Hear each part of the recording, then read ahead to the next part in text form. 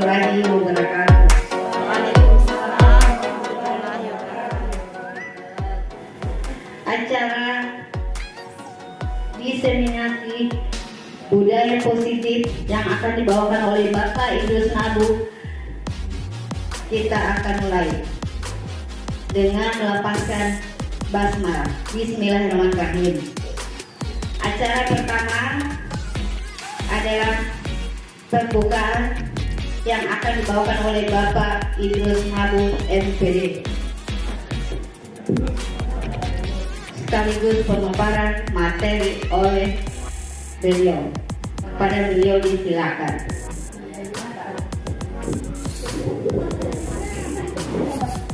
Terima kasih. Assalamualaikum warahmatullahi wabarakatuh.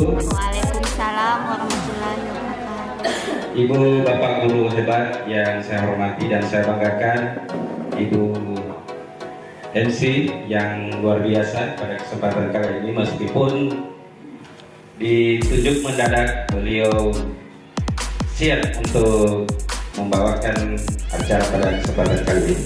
Kegiatan diseminasi ini, informasi awal disampaikan bahwa ini sekaligus merupakan program guru penggerak yang berupa aksi nyata modul 1.4 terkait materi modul budaya positif. Olehnya itu, saya pada kesempatan kali ini mohon izin untuk membawakan materi budaya positif kepada Bapak Ibu guru yang luar biasa. Sebelum saya membawakan materi ini, kebetulan sudah menunjukkan pukul 2 siang.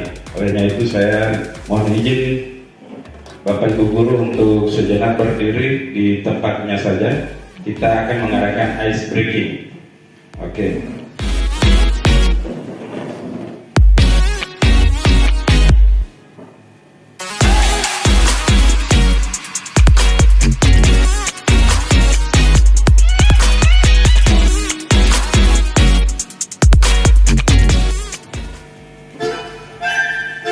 Ya, kita ikuti gerakan.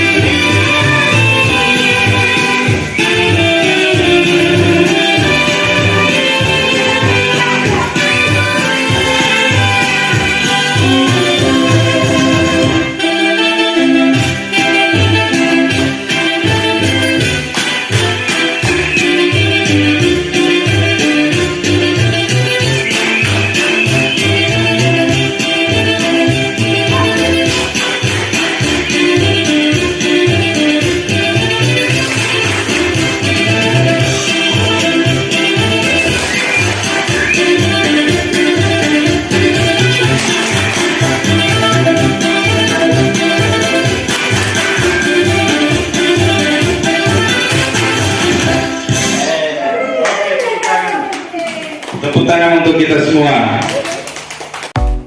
Ya, terima kasih atas waktu yang sudah diberikan. Selanjutnya saya mohon izin untuk mencoba untuk memaparkan materi pada kesempatan kali ini.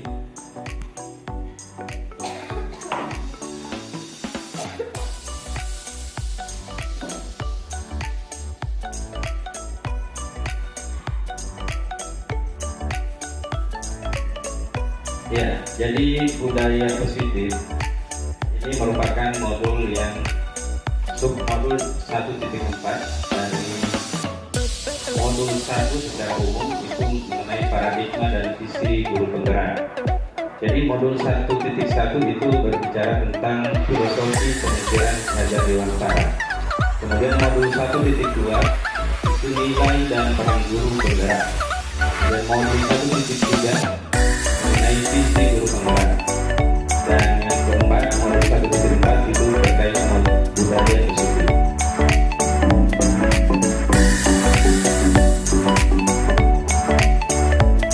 Ya, dari keempat modul, submodul ini tujuan akhir adalah profil pelajar Pancasila, di mana elemen-elemen dari profil pelajar Pancasila yang pertama beriman, bertakwa kepada Tuhan Yang Maha Esa dan berakhlak mulia. Yang kedua berkebinekaan global. Dan ketiga bergotong royong. Yang keempat kreatif, bernalar kritis, dan terakhir mandiri.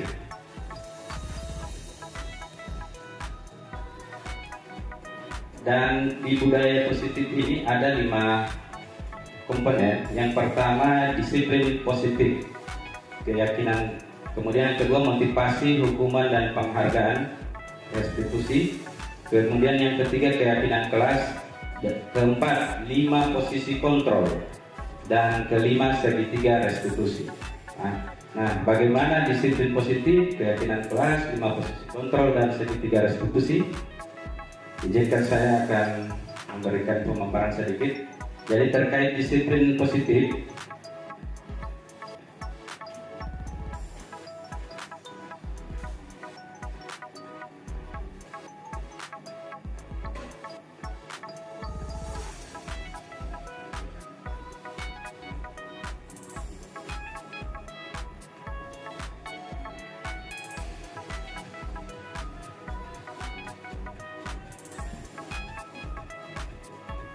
Oke, disiplin positif. Jadi kata disiplin sering juga dihubungkan dengan hukuman.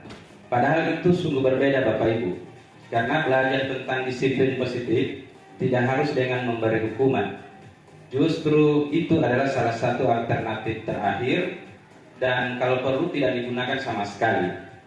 Ki Hajar menyatakan bahwa untuk mencapai kemerdekaan atau dalam konteks pendidikan kita saat ini, untuk menciptakan murid yang merdeka, syarat utamanya adalah harus ada disiplin yang kuat. Kemudian untuk motivasi, hukuman dan penghargaan atau restitusi, Diana Egosen itu dalam bukunya Restructuring School Discipline itu menyatakan ada 3 motivasi perilaku manusia. Yang pertama untuk menghindari ketidaknyamanan atau hukuman. Yang kedua untuk mendapatkan imbalan atau penghargaan dari orang lain. Dan yang terakhir untuk menjadi orang yang mereka inginkan dan menghargai diri sendiri dengan nilai-nilai yang mereka percaya. Itu adalah motivasi. Kemudian ada kata dihukum oleh penghargaan.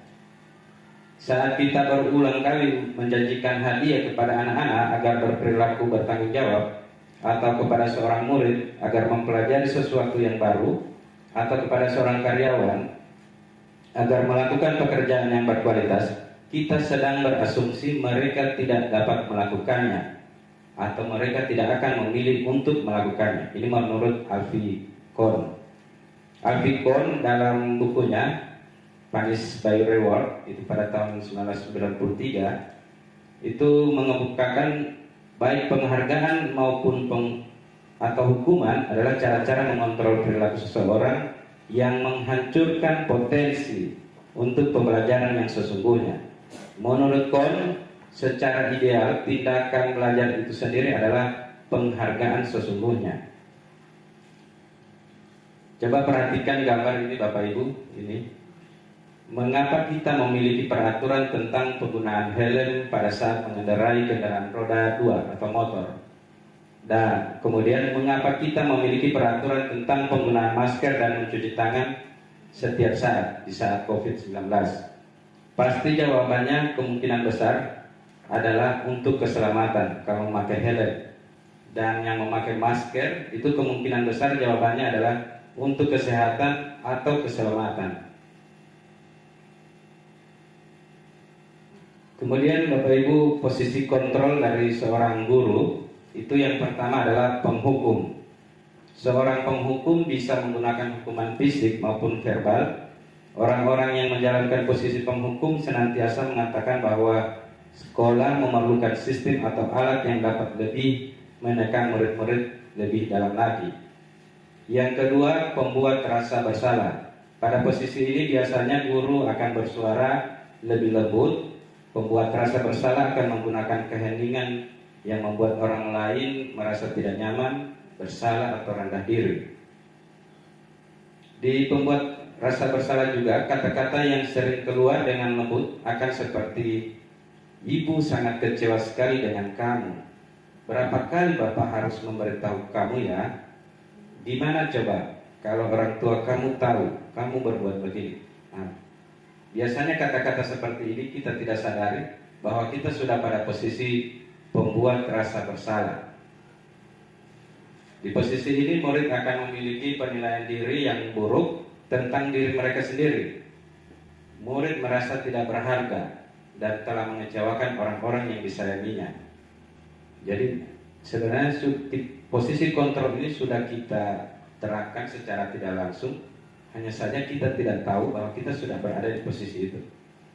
Kemudian yang ketiga, posisi kontrol seorang guru itu adalah teman. Guru pada posisi ini tidak akan menyakiti murid, namun akan tetap berupaya mengontrol murid melalui persuasif.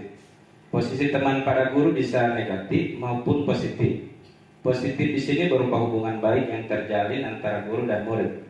Sementara guru di posisi teman menggunakan hubungan baik dan humor untuk mempengaruhi seseorang.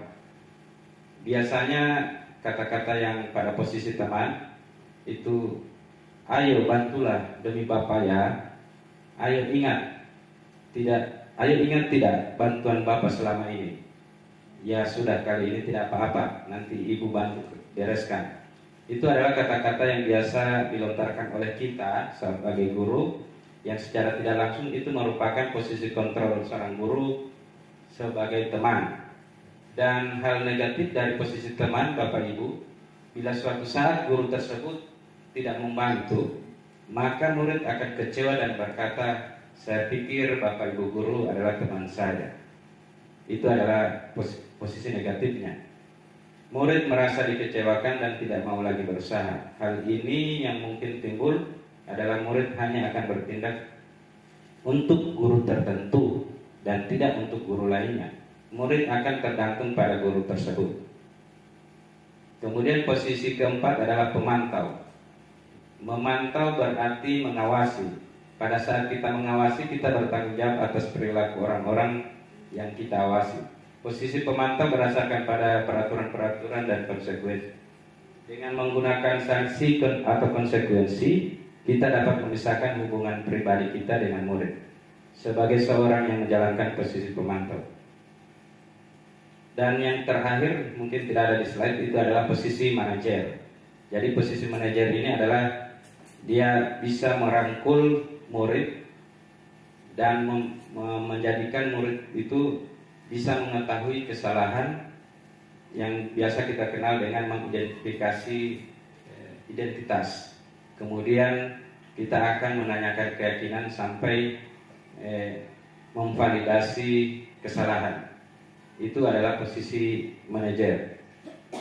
Kemudian segitiga restitusi. Jadi budaya positif yang kelima adalah segitiga restitusi. Yang pertama itu menstabilkan identitas.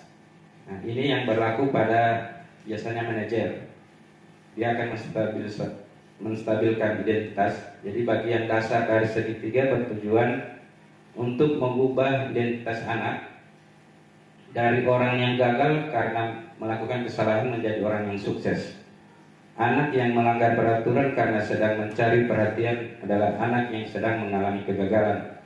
Dia mencoba untuk memenuhi kebutuhan dasarnya, namun ada benturan. Kalau kita mengkritik dia, maka kita akan tetap membuatnya dalam posisi gagal. Biasanya kalau kita mengkritik, maka kita akan tetap membuatnya dalam posisi gagal. Kalau kita ingin ia menjadi reflektif, maka kita harus meyakinkan si anak dengan cara mengatakan kalimat-kalimat sebagai berikut. Berbuat salah itu tidak apa-apa. Tidak ada manusia yang sempurna. Saya juga pernah melakukan kesalahan seperti itu. Kita bisa menyelesaikan ini. Bapak Ibu tidak tertarik mencari siapa yang salah, tapi Bapak Ibu ingin mencari solusi dari permasalahan ini. Jadi kata-kata yang ataupun kalimat seperti ini itu adalah posisi menstabilkan identitas. Kita masuk ke wilayahnya, wilayah si anak. Yang kedua, kita akan memvalidasi tindakan yang salah. Setelah kita menstabilkan identitas, kita memvalidasi tindakan yang salah. Jadi setiap tindakan kita dilakukan dengan suatu tujuan, yaitu memenuhi kebutuhan dasar. Kalau kita memahami kebutuhan dasar apa yang mendasari sebuah tindakan, kita akan bisa menemukan cara-cara paling efektif untuk memenuhi kebutuhan tersebut. Menurut teori kontrol, semua tindakan manusia, baik atau buruk, pasti memiliki maksud atau tujuan tertentu. Jadi ada di sini juga kalimat-kalimat ataupun kata-kata untuk validasi tindakan yang salah. Setelah kita mengidentifikasi identitas, kita masuk ke validasi tindakan yang salah. Padahal kamu bisa melakukan yang lebih buruk dari ini ya. Kamu pasti punya alasan mengapa melakukan hal itu. Itu biasa kata-kata yang ada di segitiga restitusi. Kemudian menanyakan keyakinan. Jadi pertanyaan-pertanyaan di bawah ini biasa kita laksanakan untuk keyakinan. Jadi mungkin ini hanyalah pemaparan singkat dari saya terkait budaya positif. Jika Bapak Ibu ada yang ingin menanyakan sesuatu terkait budaya positif ini, dipersilakan. Demikian, mohon maaf. Assalamualaikum warahmatullahi wabarakatuh.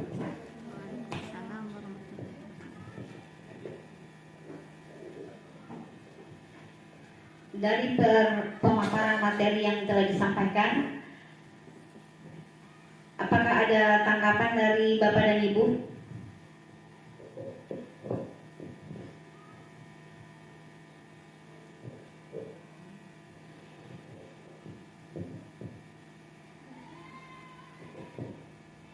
Ada tanggapan?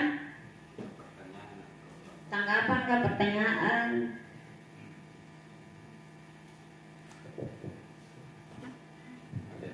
Oke. Persilakan Ibu Helmi.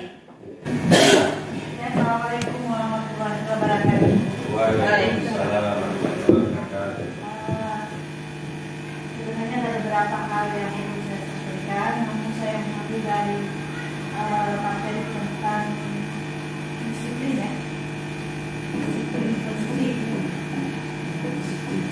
Yang ini mengingat kebiasaan siswa, ya, disiplin positif. Kebiasaan siswa mungkin di dalam kehadiran atau dalam pakaian. Ini ada kriteria bagaimana supaya kita sebagai guru bisa memantapkan dalam hal kedisiplinan baik dari segi pakaian atau kehadiran mereka ke sekolah supaya kita aktif ya, aktif dalam hal pembelajaran, dan ini bukan berlaku hanya untuk setiap mata pelajaran tetapi juga dalam segi pembiasaan, dalam kaidah pembiasaan supaya mereka bisa pantau. Dan saya itu mengharapkan siswa itu menyadar sendiri supaya dalam hal Kedisiplinan pakaian ini yang saya lihat tidak terlalu aktif. Ada sebagian yang bisa kita disiplinkan, ada yang tidak mau. Nah, bagaimana kita sebagai guru untuk bisa mengaktifkan kembali kedisiplinan ini di sekolah? Mungkin hanya itu dulu. Assalamualaikum warahmatullahi wabarakatuh. Waalaikumsalam warahmatullahi wabarakatuh. Iya, jadi langsung saja Ibu MC ya. Jadi terkait pertanyaan Ibu Helmi tadi, bagaimana cara kita untuk menanggulangi atau menghadapi murid yang tidak mau mengikuti aturan ataupun disiplin sekolah. Jadi terkait pertanyaan tadi, jadi menurut saya, jadi sebelumnya kita harus membuat keyakinan kelas tadi.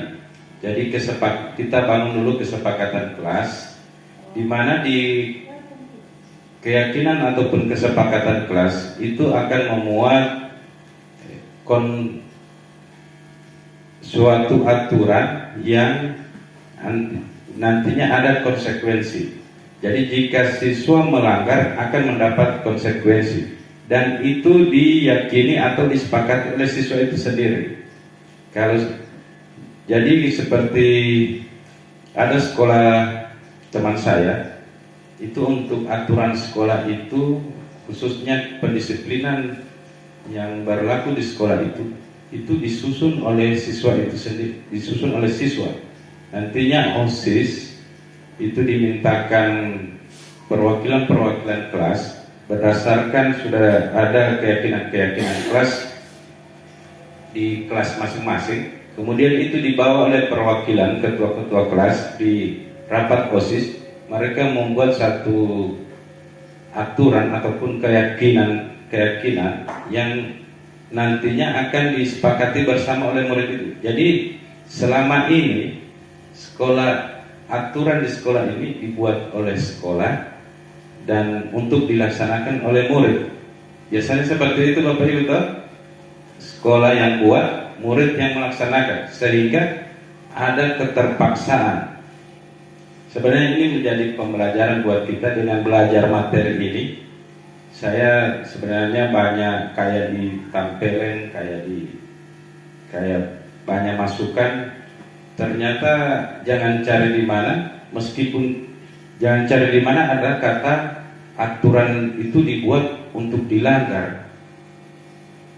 Itu sudah biasanya kalimat itu di halayak umum itu aturan ataupun sesuatu itu yang dibuat itu untuk dilanggar. Sehingganya kita juga jangan heran aturan yang sudah kita buat di sekolah tetap ada saja murid yang melanggar.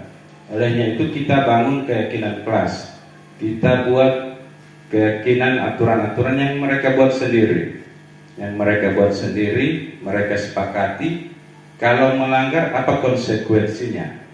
Mereka sendiri yang menentukan. Sehingga kita sebagai guru tinggal mengontrol saja, tinggal mengawasi, tinggal memanajer untuk aturan yang mereka sepakati. Jadi sebenarnya bagusnya untuk diseminasi ini sebenarnya di samping ke guru, saya juga akan memaparkan ke siswa untuk budaya positif ini. Jadi itu tawaran ataupun solusi sementara dari saya terkait pertanyaan Ibu Helmi tadi. Karena saya rasa ada 1-2 kelas, apakah kelas kita sudah membuat keyakinan kelas. Kita lihat bagaimana prosesnya. Pasti mereka menjaga untuk melanggar keyakinan yang mereka buat sendiri itu. Dan terserah mereka sampai, saya lihat itu sampai ada denda. Denda kan kalau tidak terlambat denda. Tapi itu aturan mereka sendiri, bukan guru yang membuat. Dan mereka saya lihat sangat antusias sekali untuk tidak melanggar aturan yang mereka buat sendiri. Nah, untuk aturan sekolah, kalau bisa jadi kita sama-sama berpikir, itu akan ditawarkan ke murid. dan nantinya tinggal disosialisasikan ke orang tua bahwa aturan yang disepakati oleh murid, oleh siswa adalah ini. Jangan terlambat. Kalau terlambat konsekuensinya misalnya saya lihat misalnya tambah jam lagi, ditambah jam pulangnya misalnya. Kita kalau sudah aturan sekolah, kita perlu duduk bersama dengan pihak-pihak tertentu untuk mendiskusikan terkait aturan sekolah ini. Tapi saran saya, kalau bisa aturan sekolah itu dari murid. Tinggal kita yang memformulasikan dengan bahasa-bahasa yang bagus, yang baik, sehingga jika ada yang dari pihak orang tua atau pihak luar itu bisa memahami kalimat-kalimat. Biasanya kalimat anak-anak itu kalimat bahasa mereka. Tidak boleh begini, tidak boleh begitu. Jadi mungkin ini yang dari saya. Selanjutnya jika ada yang ingin bertanya, silakan.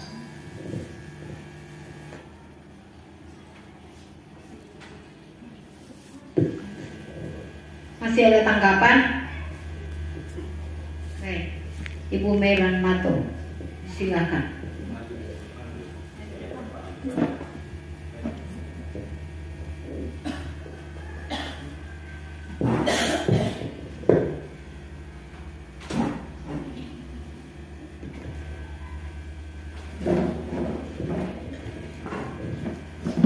Ya, Assalamualaikum warahmatullahi wabarakatuh. Ya, jadi tadi berbicara soal keyakinan kelas. Ini menyangkut keyakinan kelas itu sebenarnya kami guru penggerak kemarin itu memang sudah melaksanakan. Kami 3 orang itu sudah melaksanakan dan diminta oleh kepala sekolah untuk mendampingi wali kelas yang lain dalam melakukan keyakinan kelas. Namun sampai dengan hari ini tetap belum dilaksanakan untuk mendampingi teman-teman karena kita memang belum punya waktu dan kesempatan untuk melakukan hal tersebut karena kita masih mempelajari hal-hal lain terkait untuk IKN. Menyangkut tentang keyakinan kelas itu saya sudah melaksanakan yang kemarin. Ini bukan sebagai aturan, namanya setiap sekolah itu pastinya memang memiliki aturan. Namanya di mana-mana kita memiliki aturan. Namun bagaimana sebuah aturan itu nantinya bisa menjadi keyakinan bagi siswa itu sendiri. Iya. Jadi agar nantinya aturan ini bisa menjadi membentuk siswa ini memiliki keyakinan terhadap aturan-aturan tersebut, kita bisa gunakan melalui kesepakatan kelas yang dibuat.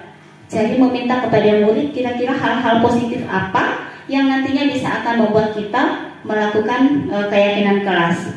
Nah, yang ingin saya tanggapi di sini adalah bagaimana nantinya kita untuk bisa benar-benar melaksanakan keyakinan ini. Sejujurnya kemarin saya sudah melaksanakan itu dan hasilnya itu masih sangat minim. Tetap anak-anak itu harus perlu tetap harus perlu kita dorong, kita dampingi dan sungguh butuh tenaga ekstra. Sekali saja kita lepaskan mereka begitu saja, itu percuma kita membuat keyakinan kelas yang sudah kita rangkum dengan semaksimal mungkin. Seperti itu. Jadi mungkin ada trik-trik yang bisa Bapak bagi kepada kita di sini, bagaimana nantinya keyakinan ini bisa benar-benar diyakini, bisa dibiasakan oleh siswa terutama. Ya, jadi demikian dari saya. Wassalamualaikum warahmatullahi wabarakatuh.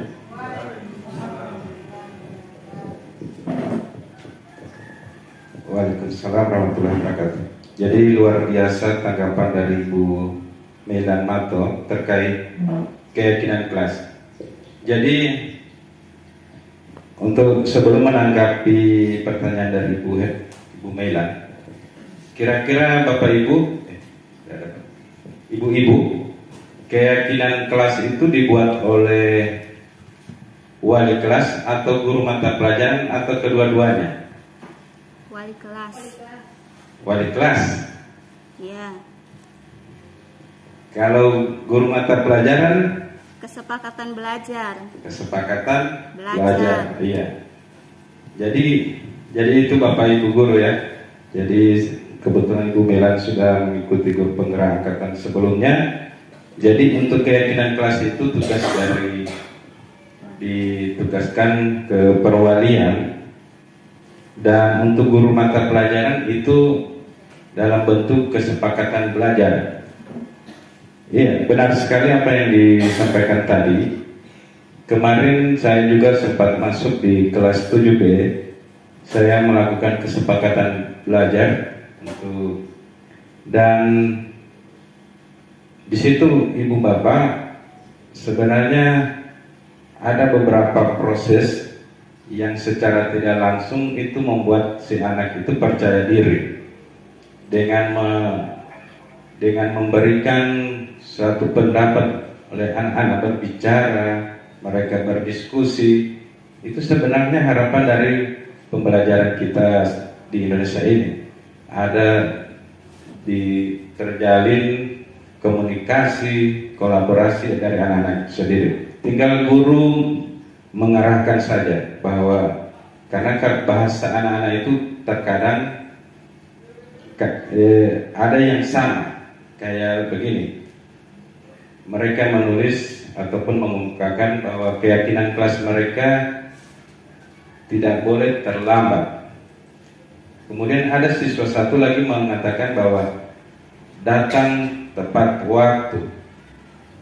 Dari bahasanya itu pengertiannya sama, tidak boleh terlambat dan datang tepat waktu.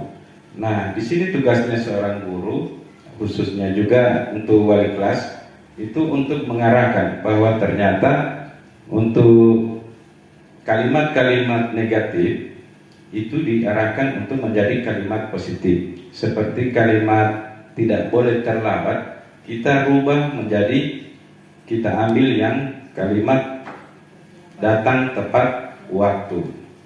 Jadi kalimat negatif seperti itu. Dan ada juga yang lain, dia juga negatif, dia juga positif, tetapi pengertiannya sama. Adanya itu kita ada namanya nilai kebajikan. Nah, nilai-nilai kebajikan itu sebenarnya untuk membentuk jadi adanya keyakinan kelas itu ada proses. Itu ada berapa proses sehingga muncullah, bahkan di dalam prosesnya itu ada untuk guru apa dan untuk murid apa. Artinya dengan adanya keyakinan kelas, kalau guru harusnya apa, murid seperti keyakinan tadi, murid datang tepat waktu. Nah, untuk guru yang jelas masuk juga di kelas tepat waktu, dan muridnya juga datang tepat waktu di kelas saat pembelajaran. Jadi banyak hal yang perlu sempat disampaikan. Dan untuk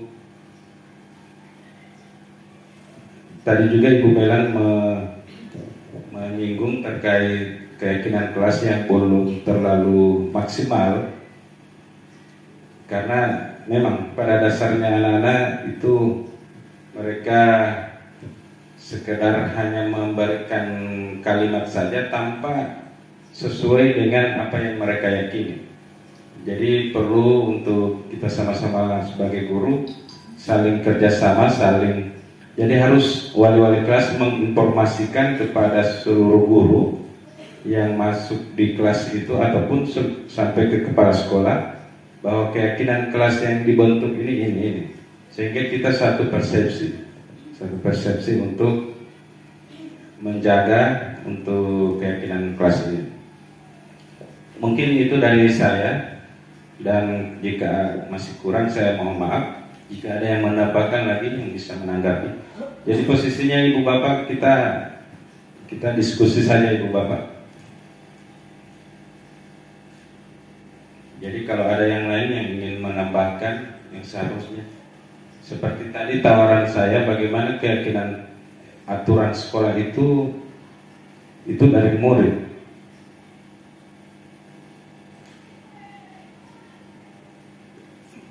Oke, dipersilakan. Di sini saja. Iya. Jadi kalau menyangkut aturan, ya seperti yang sudah saya sampaikan kemarin, namanya kita sekolah, namanya di mana-mana itu tetap ada aturan. Jadi untuk siswanya itu kita minta mereka untuk meyakini atau membiasakan aturan itu menjadi sikap yang untuk mereka yakini, seperti bisa mereka biasakan aturan yang memang sudah ada di sekolah seperti ini. Karena pastinya mereka pasti sudah tahu itu di mana-mana sekolah itu punya aturan untuk siswa itu dia harus datang tepat waktu. Kalau mau minta aturan sama anak-anak bisa jadi anak-anak minta, "Ibu boleh mau mulai belajar jam 8." Nah, bagaimana kita mau menanggapi hal yang seperti ini? Nah, "Ibu boleh sekarang waktu makan kita buat seperti ini." Nah, jadi untuk meminta mereka membuat aturan itu saya rasa itu terlalu untuk anak-anak seperti itu. Namun kalau meminta mereka untuk meyakini, membiasakan mereka mengikuti aturan yang ada, nah itu adalah hal yang luar biasa seperti tadi yang Bapak sampaikan tentang pemakaian helm. Kan tidak mungkin kita meminta aturan dari pengendara helm. Bagaimana aturannya? Aturan apa lagi yang bisa? Tidak seperti itu kan? Aturannya karena kita setiap sekolah itu. Iya, benar sekali. Iya, dipersilakan Ibu Neni. Terima kasih atas kesempatan yang diberikan. Jadi sangat menarik menyambung apa yang disampaikan oleh Ibu Meilan mengenai kesepakatan kelas ya. Iya, keyakinan Kelas. Tadinya kan itu tadi penjelasannya mungkin siswa yang membuat keyakinan kelas ini kita berikan kebebasan kepada siswa. Jadi mungkin di dalam pikiran mereka itu karena anak-anak ini sebelum masuk kelas itu mereka ke kantin. Jadi mungkin mereka membuat di situ kalau boleh sebelum masuk pasti ke kantin. Jadi aturan keinginan yang mereka mau yang mereka buat. Ya, jadi misalnya dari kita sebagai wali kelas setelah terkumpul keyakinan kan ini diminta dari siswa per siswa. Setelah terkumpul, kemudian dari jumlah siswa yang banyak itu mereka membuat keyakinan itu banyak yang seperti itu. Misalnya harus makan dulu, datang harus jam 8, ya. Jadi kita di sini kan kita simpulkan mana yang jadi keyakinan kelas, bukan begitu Ibu Meilan? Ya. Jadi saya hanya minta kira-kira bagaimana memberikan menyimpulkan keyakinan yang misalnya bertentangan dengan aturan yang memang ada di sekolah. Kemudian yang kedua, kesepakatan kelas dari guru-guru mapel membuat kesepakatan. Misalnya kesepakatan itu bunyinya seperti misalnya datang mungkin jangan terlambat seperti apa. Nah misalnya contoh kita terlambat di kelas atau misalnya nah ini jadi bagaimana caranya untuk menyelesaikan masalah-masalah seperti ini. Jadi terima kasih. Iya, jadi tanggapan dan pernyataan sekaligus pertanyaan yang luar biasa dari Ibu Nini. Jadi di sini ada di materi mengapa keyakinan kelas, mengapa tidak peraturan kelas saja. Nah, ini terkait pertanyaan kita tadi. Ada peraturan kelas, ada peraturan sekolah. Kenapa tidak dibuat berdasarkan keyakinan kelas? Nah, di sini ada pertanyaan pemantik. Mengapa kita memiliki peraturan tentang penggunaan helm pada saat mengendarai kendaraan roda 2? Jadi sudah disampaikan oleh Ibu Meilan tadi. Jadi kemungkinan jawabannya adalah untuk keselamatan. Sama juga halnya kenapa kita menggunakan masker dan mencuci tangan. Kemungkinan jawabannya adalah untuk kesehatan dan keselamatan. Nilai-nilai keselamatan atau kesehatan inilah yang kita sebut sebagai suatu keyakinan. Jadi kita meyakini inilah suatu keyakinan, yaitu nilai-nilai kebajikan universal yang disepakati secara tersirat dan tersurat, lepas dari latar belakang suku, negara, bahasa maupun agama. Seperti yang sudah disampaikan sebelumnya tentang nilai kebajikan, bahwa menekankan pada keyakinan seseorang akan lebih memotivasi seseorang dari dalam.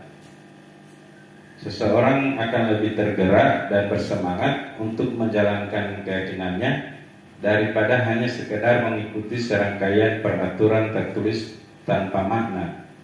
Murid-murid pun demikian. Mereka perlu mendengarkan dan memahami arti sesungguhnya tentang peraturan-peraturan yang diberikan. Apa nilai-nilai kebajikan di balik peraturan tersebut? Apa tujuan utamanya? Dan menjadi tidak tertarik atau takut sehingga hanya sekedar mengikuti serangkaian peraturan-peraturan yang mengatur mereka tanpa memahami tujuan mulianya. Jadi dari kalimat yang masih banyak lagi ini, saya pribadi, kita juga harus perlu mereview aturan-aturan yang kita sudah buat di sekolah.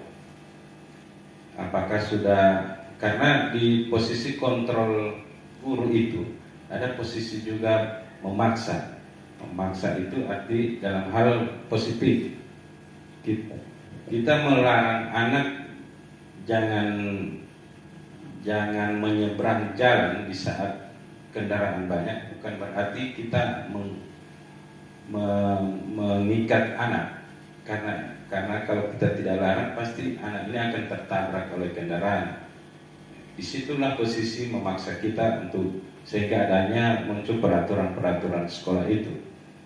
Tapi sebelumnya itu kita juga harus mereview apakah masih masih tepat dengan kondisi sekarang, atau apalagi anak-anak sudah milenial. Kita harus sama-sama berefleksi, mengevaluasi aturan-aturan yang sudah kita buat oleh pihak sekolah. Jadi pada pembelajaran disiplin dan nilai-nilai kebajikan universal, kita telah mempelajari menjadi landasan kita dalam membuat suatu keyakinan sekolah atau menentukan visi dan misi atau tujuan dari sebuah instansi.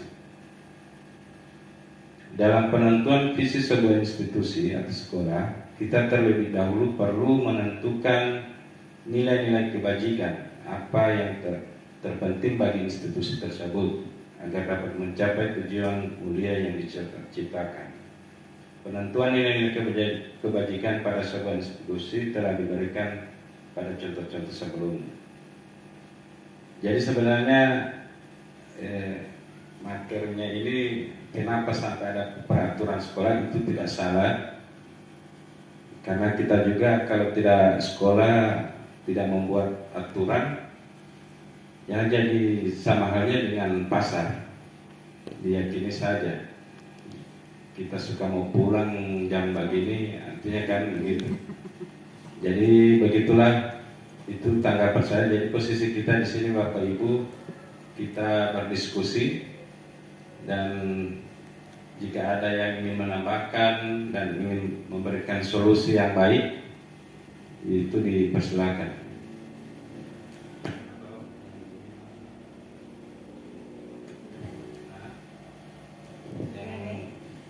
Yang jadi pertanyaan Ibu Nening tadi itu terkait peraturan itu ya, misalnya yang tidak sesuai dengan kebajikan, mereka misalnya lagi mau makan, nah di situ kan sudah digariskan bahwa nilai-nilai keselamatan atau kesehatan inilah yang disebut dengan suatu keyakinan yang muaranya ke disiplin positif atau budaya positif. Salah satu budaya positif ada di disiplin positif. Jadi yang hal-hal yang positif. Jadi kalau sebelum ditetapkan bahwa ini adalah keyakinan kelas, kita harus tinjau dulu. Jadi ada proses-prosesnya sehingga itu jadi suatu keyakinan. Salah satunya peninjauan kebajikan sehingga jadi keyakinan itu. Dia memenuhi kebajikan universal atau tidak. Misalnya makan sebelum belajar makan dulu, atau maksudnya dari nanti jam 8. Apakah ada unsur-unsur kebajikan dengan pihak sekolah atau tidak? Itu kan yang perlu ditinjau. Jadi itu jawaban sementara dari saya. Jika ada tanggapan, jika ada solusi terbaik, dipersilakan. Ada tambahan yang tidak Ya. Ini kan masalah siswa yang ada segi makan. Kalau dibilang saran saya cuma minta dari semua wali-wali kelas atau lewat ketua kelas kan sudah ada kesepakatan atau peraturan yang ada di kelas itu. Kemudian seperti yang disarankan oleh Bapak tadi, mungkin dari ketua kelas, setelah dari wali kelas sudah menyampaikan sudah ada kesepakatan di kelas tersebut. Kemudian kita tentukan, kemudian ada OSIS dan OSIS membuat musyawarah hal-hal apa yang boleh diangkat atau peraturan-peraturan apa yang bisa diangkat dari 6 kelas ini lewat wali kelas.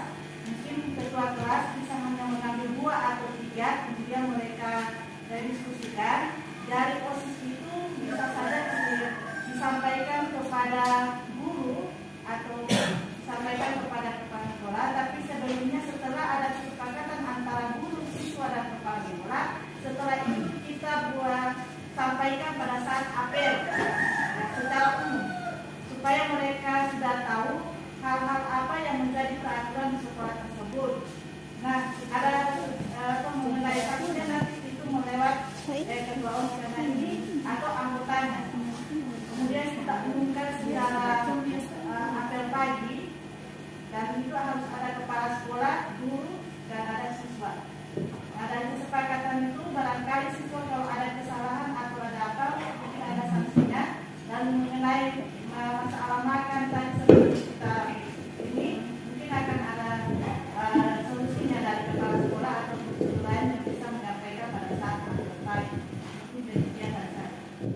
Iya, luar biasa. Jadi Ibu Bapak dengan apa yang disampaikan oleh Ibu Helmi, jadi sedikitnya sudah mulai tergerak hati kita, pikiran kita, bahwa sebenarnya ada yang kurang ataupun yang keliru di aturan-aturan yang sudah berlaku ini.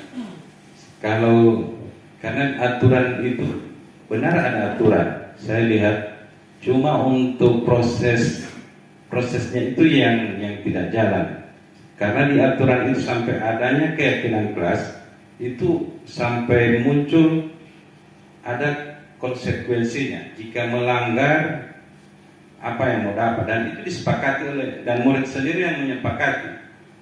Itu yang mungkin yang masih kurang. Tapi saya lihat untuk sekarang sudah ada.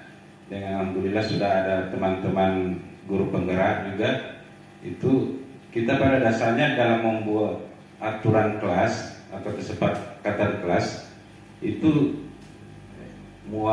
awalnya biasanya dari kita guru sedikit itu materi yang biasanya kami terima itu biasanya kita guru sendiri yang menawarkan kalau begini dan itu kami pertanyakan bagaimana dengan siswa yang vakum dan pasti dia vakum menolak. Mau tanya kamar apa yang tidak boleh mau beken, dia diam. Setelah dibuat ini harus datang terlambat, malah dia melanggar. Ketika kena konsekuensi dia melawan. Biasanya seperti itu. Anak-anak susah memberikan pendapatnya. Itu namanya vakum itu. Teman saya itu yang kasih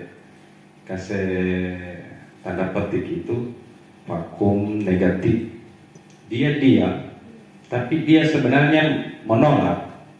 Mau tanya pun dia tidak ada tanggapan. Tapi sebenarnya dia menolak. Yang mau kena yang dikhawatirkan satu siswa, satu sekolah diam sebenarnya menolak aturan. Jadi mungkin diskusi kita akan berkembang di luar setelah kegiatan ini, karena waktu kita karena kegiatan kita dibatasi oleh waktu. Oke, mungkin terakhir karena waktu. Oke. Mohon maaf ini karena dari CGP yang sudah jadi guru penggerak dan yang kedua ini diseminasinya, mungkin pengertian dari keyakinan itu tidak bermuara keberaturan ya. Karena keyakinan ini pembiasaan itu misalnya kita datang cepat datang seperti itu. Nah kalau mendengar dari penjelasan Ibu Helmi ini, keyakinan dikumpulkan jadi aturan kemudian disampaikan di apel. Jadi bagaimana itu, hanya saya misalnya penjelasan karena kami di sini kan bukan guru-guru penggerak. Jadi kami minta pendapat mana sebenarnya, mana keyakinan, mana aturan. Iya. Jadi ada namanya di budaya positif itu ada disiplin positif. Jadi untuk mendapatkan suatu peraturan itu dikolaborasi. Jadi dari keyakinan murid ditinjau lagi berdasarkan peraturan yang sudah ada, peraturan sekolah. Itu ditinjau lagi peraturan apakah masih sesuai atau tidak. Dan itu akan melahirkan satu peraturan sekolah, tapi muaranya disiplin positif. Karena disiplin itu dia aturan tapi belum positif. Ada yang seperti itu, yang sistemnya menghukum, yang muaranya menghukum. Dan menghukum itu bukan berarti kalau di materi ini kalau dipisahkan jangan untuk menghukum itu, dihindarkan saja untuk menghukum. Tapi dalam kenyataan kita perlu itu aturan itu yang sampai menghukum itu. Karena kalau tidak dapat konsekuensinya, tapi bahasanya dirubah dalam konsekuensi. Konsekuensi itu hukuman atas dasar dia sepakat sendiri. Kalau kita terlambat, saya siap Pak Guru mau berdiri berhormat bendera, itu dari murid sendiri. Itu biasanya di keyakinan kelas. Kalau aturan sekolah itu mungkin kita perlu berdiskusi lebih ini lagi. Mungkin kalau ada ibu kepala sekolah itu lebih bagus bagaimana jalan keluarnya. Cuma keyakinan kelas itu sepertinya begitu, dari muaranya kebiasaan dari murid, kemudian kita nilai kebajikannya, dia bermuara kebajikan yang bersifat universal, kemudian itu ada nantinya dapat kalau melanggar ada konsekuensinya. Konsekuensinya apa? Itu dari murid, dan itu akan menjadi suatu keyakinan kelas. Oke, terakhir Ibu Mela. Jadi ini tadi sudah ada kata aturan, kesepakatan, keyakinan. Harus kita bisa bedakan ini ketiga kata ini. Aturan itu berarti mengikat. Mau tidak mau harus kita lakukan. Kesepakatan itu hanya untuk waktu yang saat itu. Kita sepakati saat itu. Kesepakatan waktunya tidak. Kemudian kalau keyakinan itu sudah bisa mendarah daging. Nilai-nilai kebajikan. Nilai-nilai kebajikan yang akan muncul dari dalam diri sendiri, seperti itu. Itu yang bisa membedakan antara aturan, kesepakatan, dan keyakinan. Jadi tolong bisa dipahami mana yang disebut dengan aturan, mana yang disebut dengan kesepakatan, dan mana yang disebut dengan keyakinan. Jadi kalau aturan itu dia memang harus, mau tidak mau harus, karena di balik aturan itu ada konsekuensinya. Seperti itu. Ada sanksinya, ada hukumannya, ada tindak lanjut yang seperti memakai helm. Kalau kita tidak memakai helm, kalau kita kecelakaan, kita akan mengalami kecelakaan, itu akan berdampak ke otak kita. Itu adalah aturan. Beda dengan keyakinan. Kalau keyakinan dia sudah tahu dari dalam dirinya sendiri, kita ini harus memakai helm. Kita harus memakai helm karena kita tidak mau bercelaka. Beda, seperti itu ya. Beda dengan, Ngana harus pakai helm. Tidak, kita tidak mau pakai helm. Berarti kalau dia tidak mau, belum ada keyakinan dalam dirinya. Seperti itu. Nah, beda dengan kesepakatan. Kesepakatan itu hanya saat itu. Kesepakatan ya, kita selama pembelajaran berlangsung tidak boleh keluar masuk kelas selama belajar matematika. Kita sepakat anak-anak, sepakat. Itu kesepakatan itu bisa berubah kapan saja, tergantung kondisi kita di mana berada. Itu yang namanya sepakat.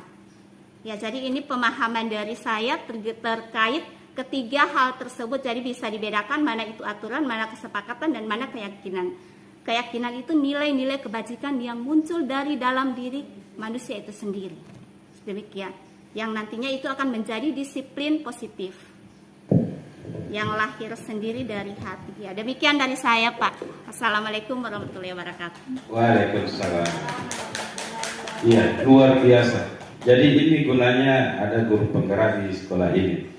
Jadi sebagaimana sudah kita dengar bahwa keyakinan, kesepakatan, dan peraturan itu ada perbedaannya.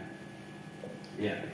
Untuk lebih mendalam lagi, lebih alot lagi, mungkin akan kita lanjutkan di setelah ini kegiatan. Berhubung waktu sudah menunjukkan pukul 15 lewat 10 menit, 6 menit, ya. Sementara kita sudah sepakat tadi hanya 1 jam untuk pelaksanaan dari pukul 14.00. Jadi mohon maaf sebelumnya.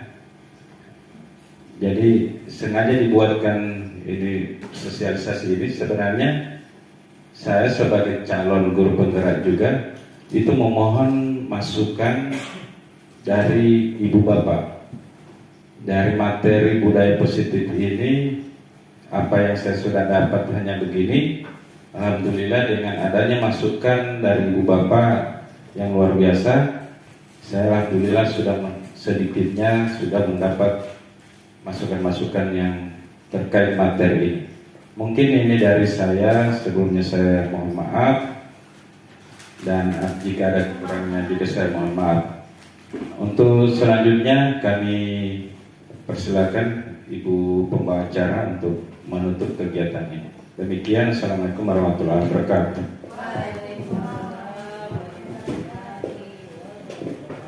Saya ada pendapat sedikit ya. Untuk pendapat dari Ibu Helmi tadi, kan dia memberikan tanggapan bahwa menyarankan bahwa kesepakatan kelas itu kita harus tampung dulu dari setiap kelas.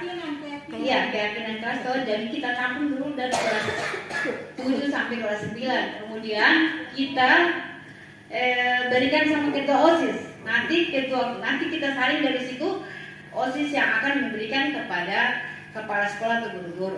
Itu jadi keyakinan sekolah namanya. Keyakinan sekolah, bukan lagi keyakinan kelas. Iya. Tapi bisa kita jadikan jadi keyakinan kelas. Ada yang mungkin kita bisa ambil dari, kita tampung dari setiap kelas. Jadi itu yang kita bisa tampung dari setiap kelas. Kemudian ketua OSIS yang menyampaikan kepada guru-guru dengan kepala sekolah. Kalau keyakinan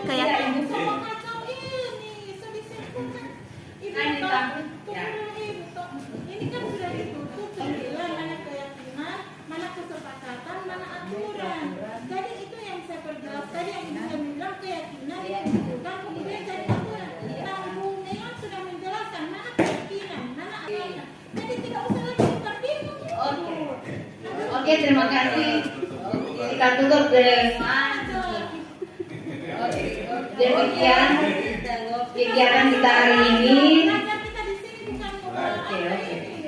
Demikian kegiatan kita hari ini dengan ucapan hamdalah, alhamdulillahirabbil alamin.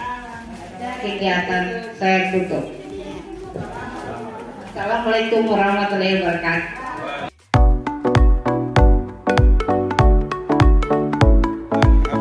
Apa silakan.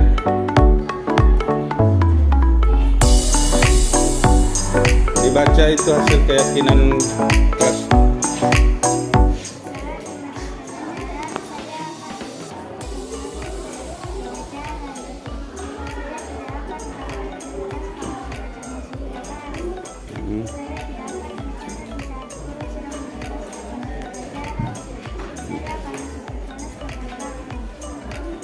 Oke, lanjut yang di belakang.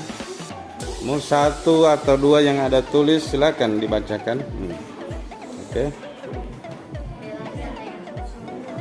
Ya, baru apa lagi?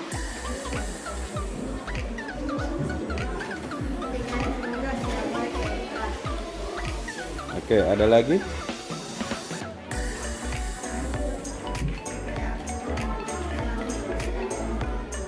Oke. Sudah, pas. Oke, lanjut di siapa ini? Oh, oke, silakan.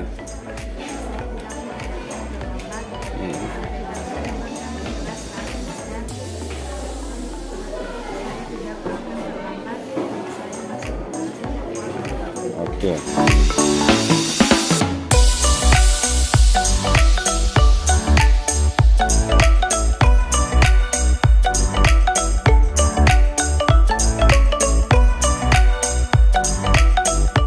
Assalamualaikum warahmatullahi wabarakatuh. Baiklah, pada kesempatan ini saya akan menyampaikan testimoni tentang sosialisasi calon guru penggerak mengenai budaya positif. Saya merangkum testimoni ini dalam 4 poin. Yang pertama, dari cara penyampaian. Dari sisi penampilan penyampaian, calon guru penggerak menggunakan media IT, lebih khusus menggunakan Canva, sehingga benar-benar menarik apa yang disampaikan. Kemudian yang berikut, dari sisi isi yang disampaikan atau yang disosialisasikan mengenai budaya positif. Ini merupakan hal yang sangat bermakna. Mengapa?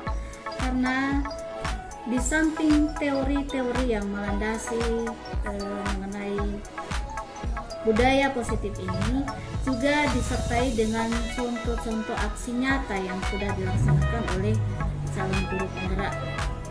Jadi mereka sudah laksanakan di sekolah ini, sehingga bagi peserta yang mengikuti sosialisasi pada saat itu, ini adalah merupakan hal yang menarik, merupakan hal yang bermakna. Kemudian dari sisi antusias penerima sosialisasi, yakni peserta. Ini peserta sangat antusias. Mengapa? Karena memang hal yang disampaikan ini relevan dengan kegiatan sehari-hari di sekolah. Merupakan hal yang sebenarnya juga dilakukan oleh guru-guru yang lain. Gitu. Sehingga pada saat sosialisasi itu jadi sempat ada diskusi, ada pertanyaan dari peserta, dan ini benar-benar merupakan hal yang bisa menambah wawasan bagi peserta itu sendiri maupun calon guru penggerak.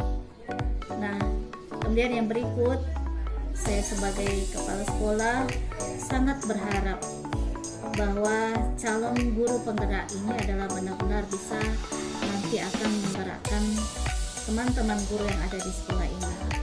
Berharap agar apa yang dilakukan oleh calon guru penggerak berupa ilmu yang didapat, kemudian aksi nyata yang dilakukan ini benar-benar menginspirasi teman-teman guru yang lainnya. Ya, kalau sudah menginspirasi, berarti insya Allah akan menggerakkan. Jadi guru-guru akan dengan sendirinya akan merasa tergerak dan bergerak untuk belajar bersama-sama dengan teman-teman calon guru penggerak. Jadi alhamdulillah saya sebagai kepala sekolah sangat bersyukur dengan adanya program guru penggerak ini. Sangat-sangat membantu kegiatan di sekolah. Pertama, pemahaman mengenai merdeka belajar, dan yang terakhir ini apa yang sudah disosialisasikan mengenai budaya positif. Demikian testimoni dari saya. Sukses untuk CGP SMP Negeri 5 Pabean. Terima kasih. Assalamualaikum warahmatullahi wabarakatuh.